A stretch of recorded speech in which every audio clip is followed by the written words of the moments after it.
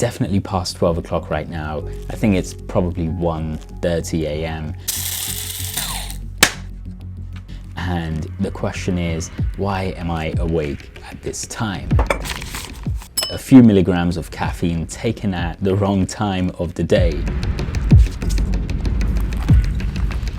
What's the most alarming thing for me is the fact that I'm wearing this turtleneck that I just realized now. I've got my socks on the wrong way around.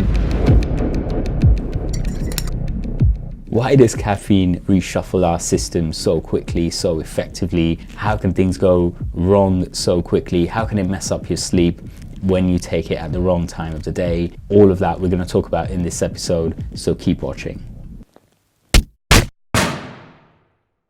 Burning the midnight oil. That's probably the term someone would have used for what I was doing last night, working very hard, having to press the camera button and talk. Well, do you know that the term burning the midnight oil comes from the fact that people used to actually burn oils, often animal fats like whale oil, to keep their homes lit during the nighttime. And if you think about it, it was quite unfeasible to be working those late hours as we do today without even thinking about it, without having to burn lots of fats or without having to burn wood and chairs and worktops and other things. But with our new work and sleep patterns, it's becoming more and more easier to do just that. With the advent of alarm clocks especially, we can have caffeine at any time of the day, absolutely wreck our sleep pattern, go to sleep at any time, and be sure that we can wake up whenever we need to, because there's going to be something that creates a loud noise whenever we must wake up. Now, unless you were rich, this was something most people couldn't do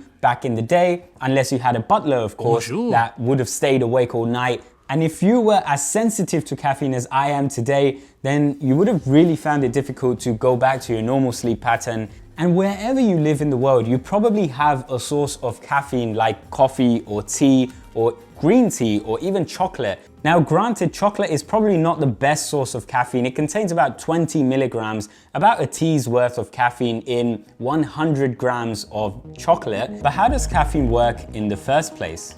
Now, caffeine, since it's a relatively small molecule and has special properties, it can pass through your blood-brain barrier with quite a lot of ease. And when it does that, it will go straight to your neurons and bind to a receptor that's known as an adenosine receptor. Now, adenosine is a signal molecule in your brain that usually tells your neurons to stop firing. Now, adenosine usually signals our brain when it's time to sleep or time to rest. But when caffeine binds to those adenosine receptors, adenosine can no longer bind to them, and that means that adenosine can't stop your neurons from firing anymore, which means that they start firing even more. When your pituitary gland notices that your brain's nerves are firing, it thinks that there's an emergency going on, and as a result, your pituitary gland releases a signaling molecule to your adrenal gland, which in turn produces adrenaline or epinephrine. Now, we all know the high of adrenaline and how that feels,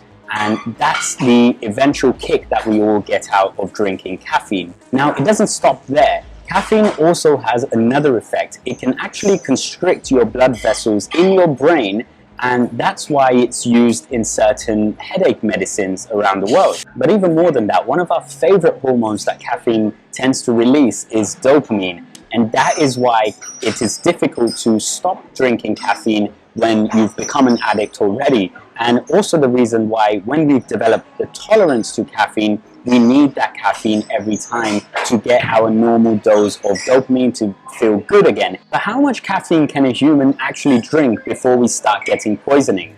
In toxicology, we use a term called LD50, which means the lethal dose for 50% of the population of any given species. Now, usually these studies are done in rats or other rodents, and then we would extrapolate conclusions for understanding what type of dose might kill a human being. Now, the LD50 for caffeine in humans is about 75 to 100 cups of coffee. Now, that might sound like a lot, but in several individuals, it could be as low as 25 cups. So definitely not something you want to try at home. It's not going to be a pleasant experience. If you're looking at black tea, which has around half of the caffeine content as coffee does, then you're looking at about 150 to 200 cups of tea before you start seeing this lethal dose 50%. Now, caffeine has a half-life of about 6 hours, which is quite a long time. So for example, if you take about a 200 milligram dose of caffeine at about 3 p.m., it's just a cup of coffee, then you're probably gonna have about 100 milligrams of caffeine still floating in your system at 9 p.m., which is now getting closer to your bedtime. Caffeine can still be affecting you hours and hours after you've taken it. And this means that it can potentially be adversely affecting your sleep. Now, when you wake up the next day after taking this dose of caffeine, you're probably gonna find yourself more cranky. It's a bit more difficult to get out of bed and start working, and you're probably gonna go straight to another mug of caffeine. And that is how you can eventually go on to 6 cups of coffee a day and feel like you're actually taking none at all. Until you stop taking those 6 cups, of course, and you start feeling what are called withdrawal symptoms. Now, withdrawal symptoms with caffeine can be quite severe. They're quite similar to the experiences that people feel when they stop taking certain drugs, recreational drugs especially, and the headaches can be really bad in some people. Some people can feel migraines. I have personally also had really bad experiences with caffeine withdrawals, which is why I tend to limit my caffeine intake to about 300 milligrams per day. Now, since I've already had a couple of teas this morning, I thought I'd just try out this green tea instead, which is supposed to have less caffeine and is supposed to be healthier for you. Okay, green tea bags are pretty bad, but you know what isn't bad is matcha green tea. But is it safe to drink caffeine on such a regular basis throughout your life? Well, as long as you're an adult and you're not seeing any adverse effects like, let's say, increased cortisol or increased stress as a result of so much caffeine every day, then it is safe to take caffeine on a regular basis.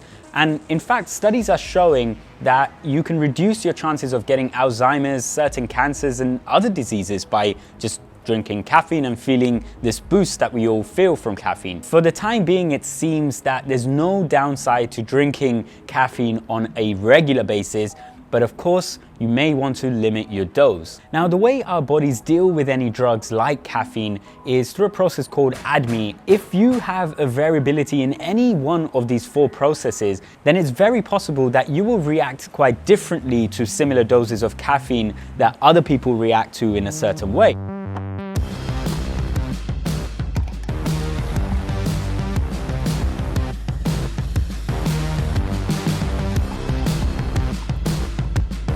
That was just a little trick that I've learned online on how to introduce froth air bubbles into your matcha. Those froth air bubbles actually make your drink taste better. Also, one of the same reasons why we do the same to cappuccinos. I know, disgusting stuff. Okay, I'm just kidding. No, but seriously, how can anyone sleep after drinking something like that? Today we have so many different types of coffee beans and teas and chocolates around the world that we're all spoilt for choice regarding how we get our boost of energy throughout the day. Did you know that coffee beans are one of the most widely traded commodities in the world? Make sure you hit the like or the dislike button because it really helps with the YouTube algorithm. Leave a comment down in the section below if you'd like me to respond or make another episode on anything specific that you have in mind. That's it from me. I hope you have a lovely day and drink responsibly.